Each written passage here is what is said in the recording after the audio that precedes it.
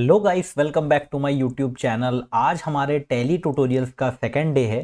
First day में मैंने सिखाया था आप लोगों को कंपनी कैसे क्रिएट करते हैं, कंपनी ऑल्टर कैसे करते हैं। आज हम लोग सीखेंगे कि टैली के अंदर एंट्री कैसे करते हैं। ठीक है, अब टैली के अंदर एंट्री करने के लिए सबसे पहले हमको अकाउंटिंग के गोल्डन गोल्डन रूल्स पता होने चाहिए। जो कॉमर्स से बैकग्राउंड से हैं वो वीडियो को 2 मिनट के लिए स्किप कर दें और वहां से स्टार्ट कर दें। बाकी जो लोग कॉमर्स बैकग्राउंड के नहीं हैं वो वीडियो को कंटिन्यूटी में देखते रहें।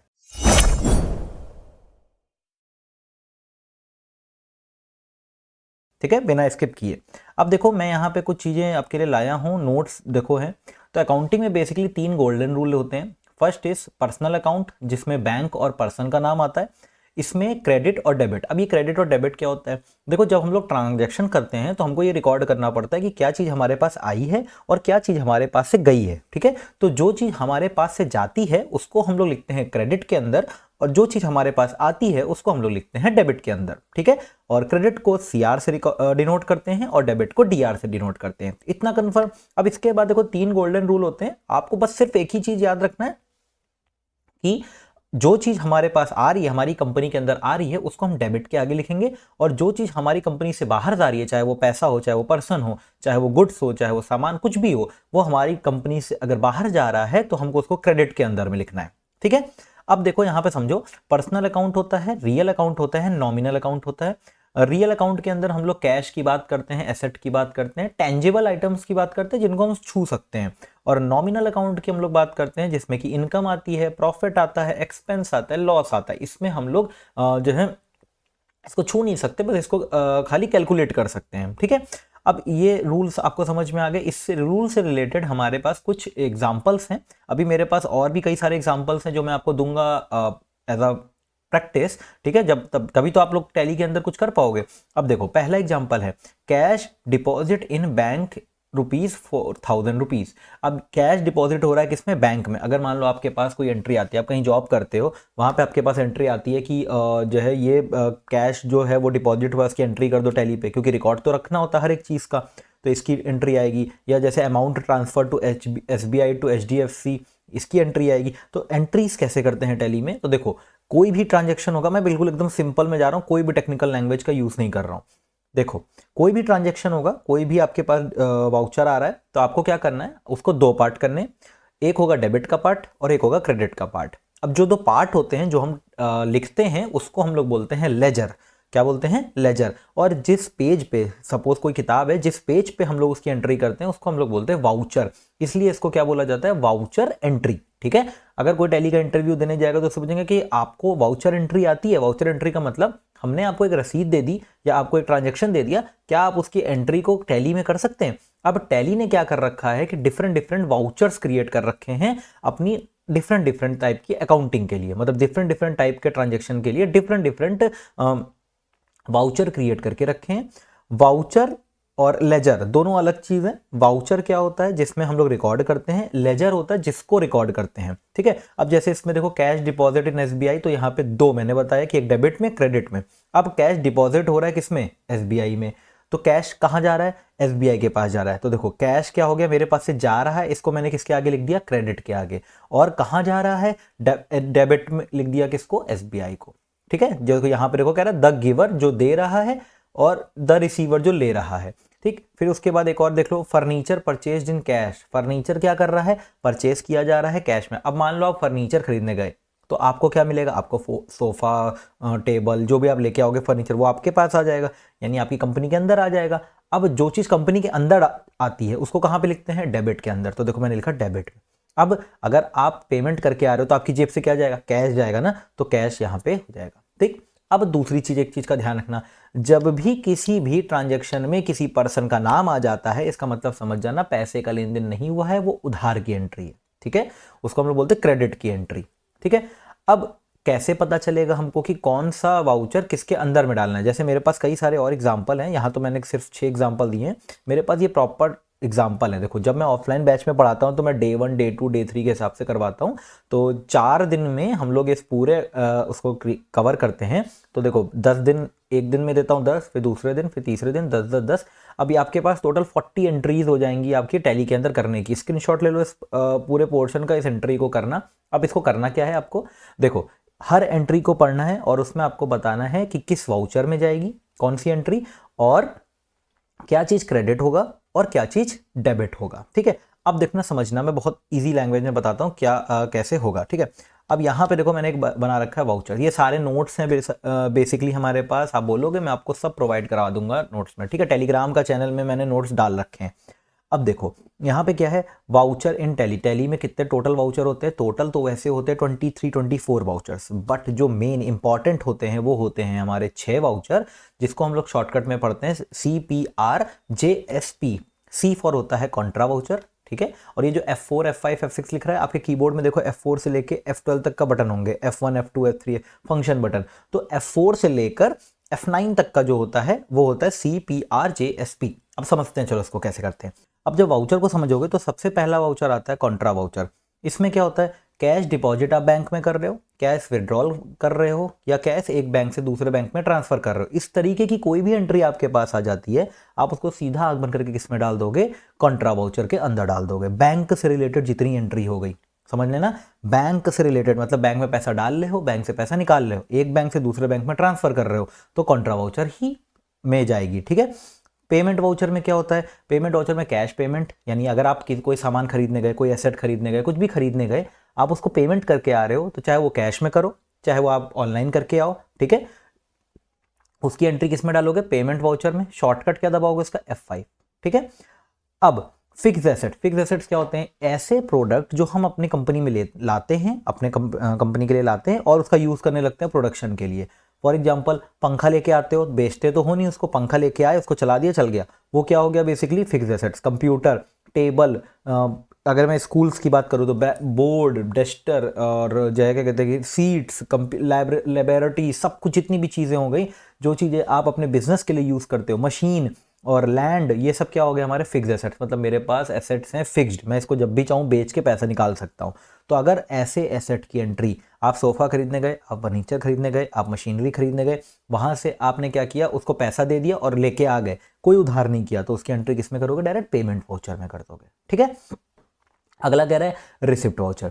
अब रिसिप्ट वाउचर क्या होता है? देखो, रिसिप्ट से नाम से ही समझ में आ रहा है, जब आपको पैसा रिसीव होगा, चाहे वो बैंक के थ्रू हो, मतलब ऑनलाइन पेमेंट रिसीव करे, या कोई आपको कैश में पैसा दे दे, आपको एंट्री किस में डाल देनी है? उसकी सीधा सीधा F6 में। अब क्रेडिट और डेबिट का मसला, बस सिर्फ एक रूल याद रखना, जो मेरी कंपनी के अंदर आ रहा है उसको मैं किसके अंदर लिखूंगा? डेबिट के आगे। जो मेरी कंपनी से बाहर जा रहा है, चाहे वो पैसा हो, आदमी हो, कोई भी हो, उसको मैं किसके आगे लिखूंगा? क्रेडिट के आगे लिख दूंगा। बस सिंपल एक रूल है, कोई गोल्डन रूल फोल्डन रूल याद करने की जरूरत नहीं है। ठीक है, अब देखो अगला जो होता है वो जर्नल वाउचर होता है। जर्नल वाउचर बेचारा दबा कुचला वाउचर होता है, इसको बहुत कम यूज किया जाता है, बट जब इन जो है आप ओरिजिनल सिनेरियो में आते हो, जब आप किसी कंपनी में काम करते हो, तो सबसे ज़्यादा यूज़ होने वाला जो वाउचर है दैट इज़ जर्नल वाउचर। अब इसमें करना क्या होता है? जितनी भी एडजस्टमेंट की एंट्री होती है, एडजस्टमेंट से मेरा मतलब है डेप्रीशिएशन आपने एडजस्ट किया, किसी की सैलरी को एडजस्ट किया, किसी ने लोन ले रखा था उसको एडजस्ट किया, लेजर के अंदर पैसा डालने के लिए एडजस्टमेंट होता है, उसकी एंट्री आप किस में करते हो? जर्नल वाउचर में करते हो। दूसरा, आप कोई भी फिक्स्ड एसेट्स यानी कि जैसे सोफ़ा, टीवी, फर्नीचर, ये आप लेके आते हो किससे? उधार में, तो उसकी एंट्री आप किस में करते हो? जर्नल वाउचर में करते हो। इस बात का ध्यान रखना। ठीक है, शॉर्टकट इसका क्या होता है? F7। अगला क्या कह रहा है? Sales voucher F8। मतलब कोई भी आप चीज़ सेल कर रहे हो, जैसे आपने अपना गुड्स सेल कर दिया, कैश में कर दो, चाहे तो उसको जो है क्रेडिट में कर दो। क्रेडिट मतलब होता है उधार, कहीं पे भी टैली में क्रेडिट का मतलब आएगा वो आएगा उधार आएगा। ठीक है, उसके बाद परचेज वाउचर F9 होता है, मतलब आप गुड्स को परचेज कर रहे हो। अब ये समझ में आ गया, इसका भी एक स्क्रीनशॉट ले लो। ठीक है, ये 6 वाउचर जो होते हैं CPRJSP, C for contra, P for payment, R for receipt, J for journal, S for sales और P फॉर परचेज। याद रखना, कंफ्यूज मत हो देना कि बच्चे क्या करते हैं, कंफ्यूज हो जाते हैं P से परचेज। अब परचेज जो होता है वो लास्ट में ही आता है, पेमेंट पहले आ जाता है। ठीक है, तो ये आपके वाउचर हो गए। ये आपकी जो भी एंट्री, देखो मैंने सारे के सारे नोट्स बना के रखे हैं, टॉपिक वाइज टॉपिक्स, ये सारे टॉपिक पढ़ेंगे हम लोग बेसिक टैली में, उसके बाद हम लोग अकाउंट्स विद इन्वेंट्री में ये सारे टॉपिक पढ़ेंगे। ठीक है, इसके अलावा और भी टॉपिक हैं, जैसे TDS है, पेरोल है, ये सबका मैंने नोट्स नहीं बनाए, ये हम लोग ऑन स्पॉट ही बना के समझेंगे। ठीक है, अब आपको क्या करना है, हमें क्या करना है, बेसिकली हमें इसकी वाउचर की एंट्री करनी है। ठीक है, तो अब देखो देख लेते हैं कौन कौन से वाउचर हैं, उसकी एंट्री क्या है।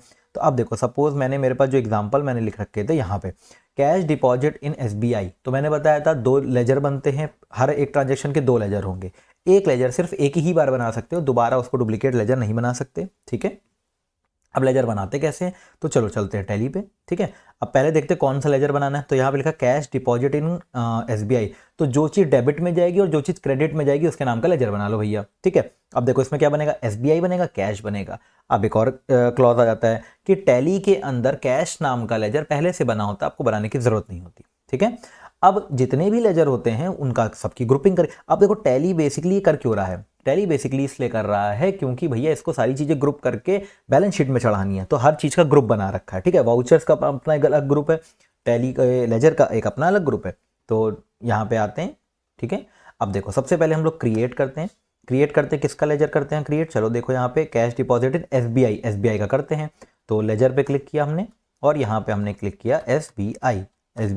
अब ये पूछ रहे हैं कि एसबीआई है क्या, मतलब जब रिपोर्ट बन के आएगी तो एसबीआई किसके अंडर में आएगा, तो एसबीआई देखो बेटा होता है बैंक अकाउंट में, ठीक है। किसी भी बैंक का नाम होता है वो बैंक अकाउंट में आता है, ठीक है। उसके बाद बाकी कोई भी ऑप्शन इनेबल नहीं करना है अभी, आपको याद रखना कंट्रोल ए कर देना। कंट्रोल ए मतलब कंट्रोल ए का मतलब होता है ऑटोमेटिकली सेव कर देना।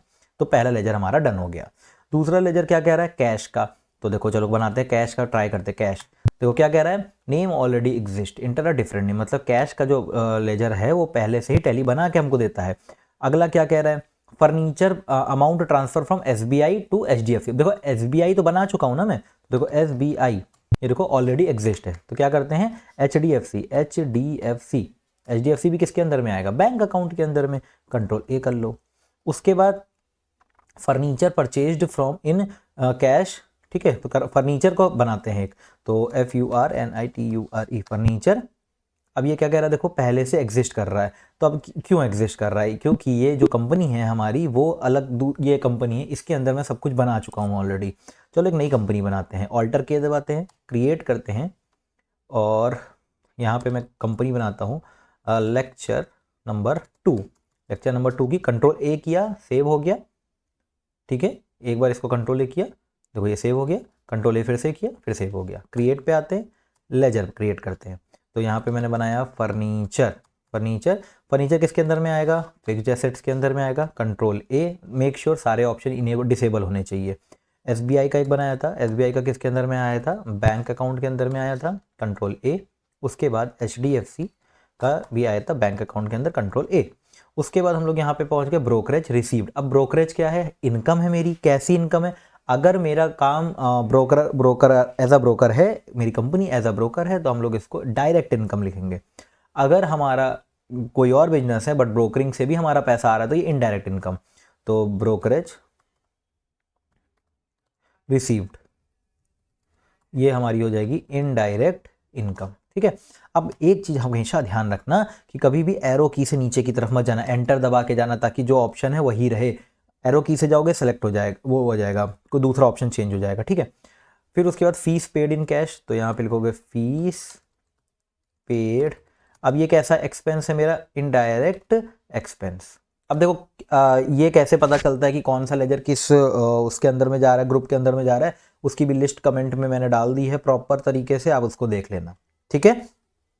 तो आपको समझ में आ जाएगा।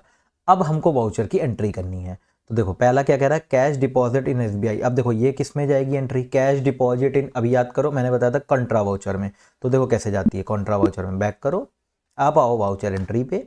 उसके बाद आप दबाओगे F4 देखो कंट्रा आता है, F5 आपका पेमेंट, F6 F7 देखो सबके अलग अलग वाउचर आ रहे हैं, ठीक। तो F5 दबाएंगे और F4 दबाया, देखो कंट्रा आ गया।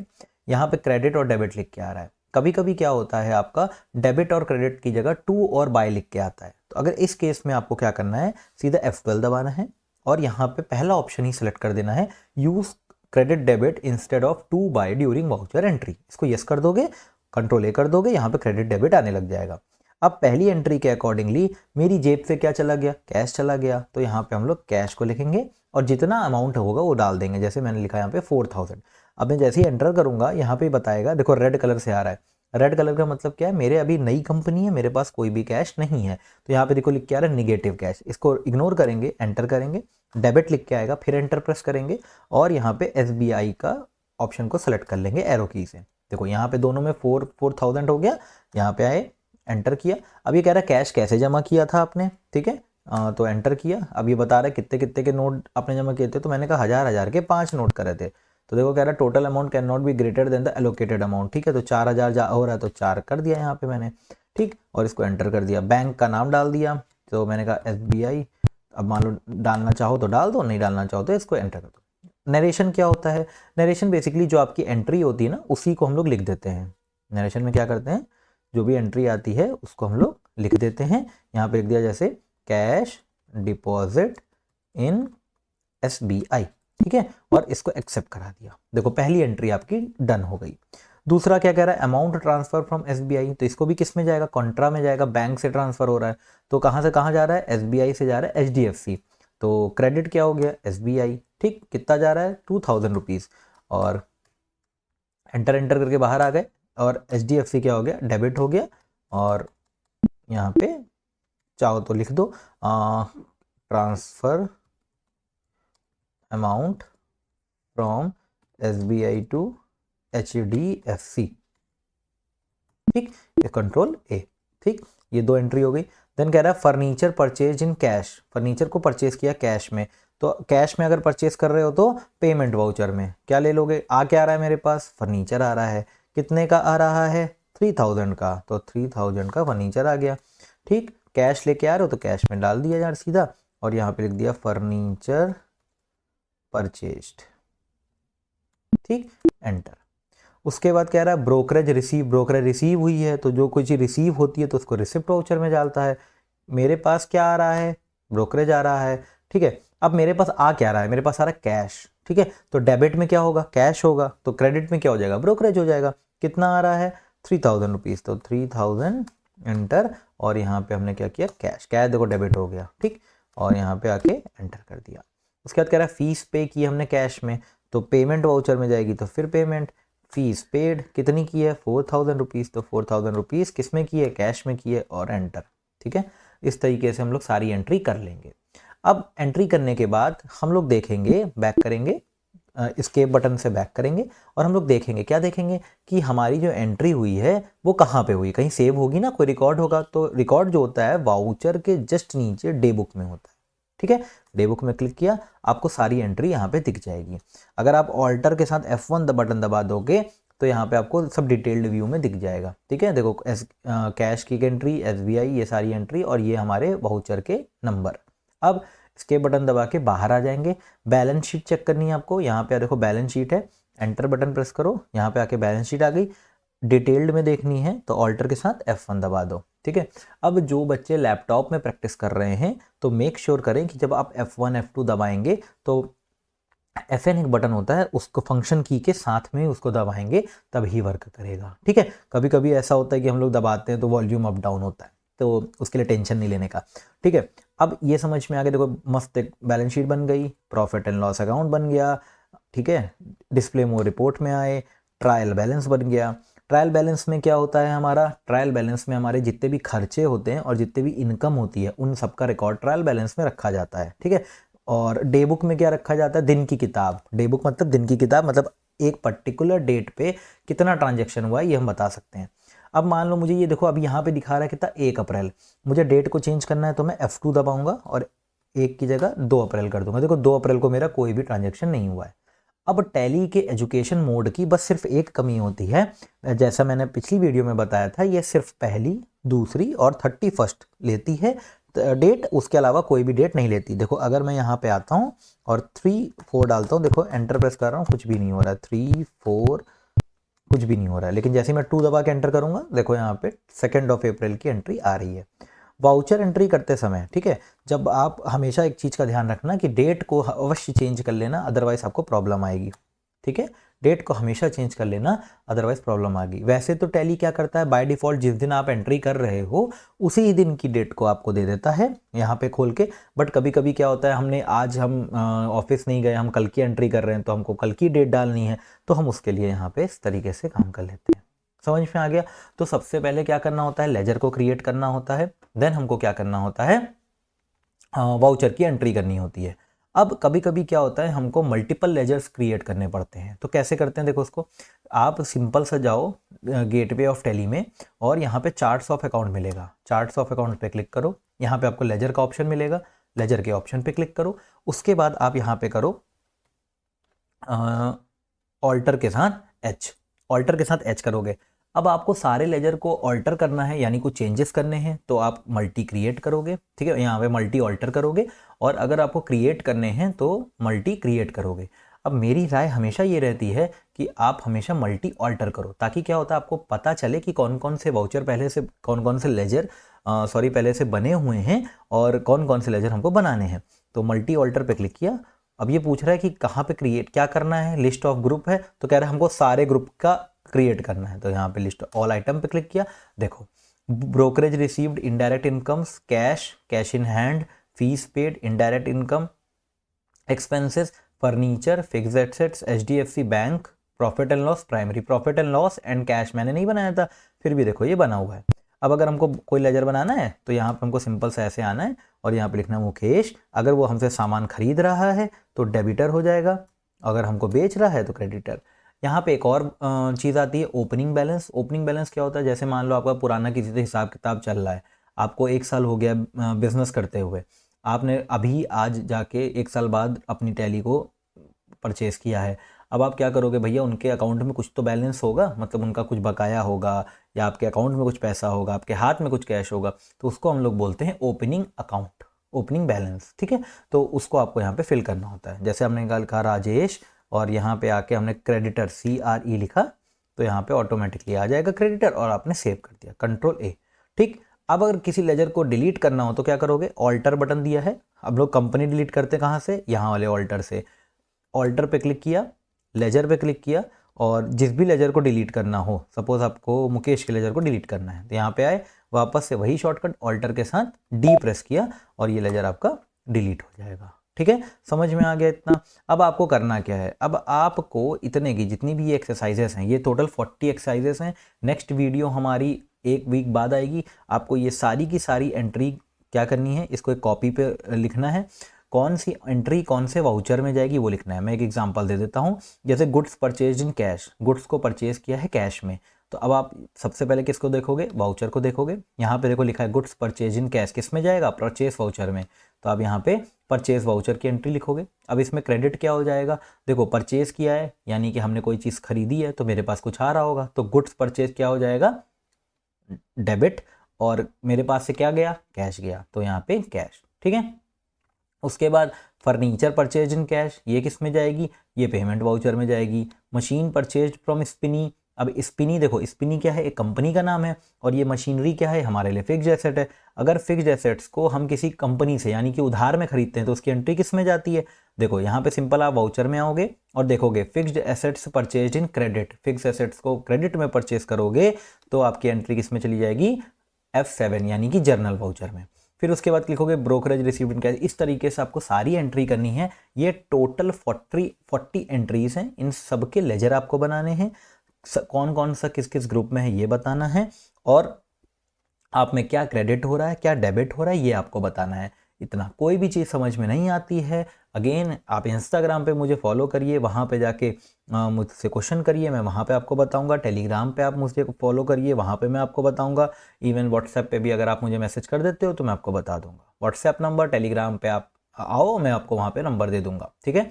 अब बेसिकली क्या है कि अगर किसी को ऑफलाइन क्लासेस करनी है तो हमारा लखनऊ उत्तर प्रदेश में उतरेटिया साउथ सिटी के पास हमारा इंस्टीट्यूट है, वहाँ पे आप आके मुझसे कांटेक्ट कर सकते हो और हम लोग आगे फर्दर स्टडीज़ कर सकते हैं डिफरेंट कोर्सेज़ की, ठीक है।